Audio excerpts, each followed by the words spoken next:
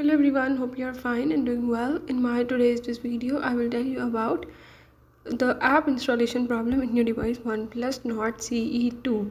Before starting my video, if you are new here, do subscribe and press the bell icon. So now let's move to the topic. If in your device OnePlus Nord CE2 you are having any difficulty related to the app installation, or you are having any problem like your app is not installing, you can solve this by the method as I'm showing in my this video. So follow the steps and watch complete video and learn how you can solve this problem.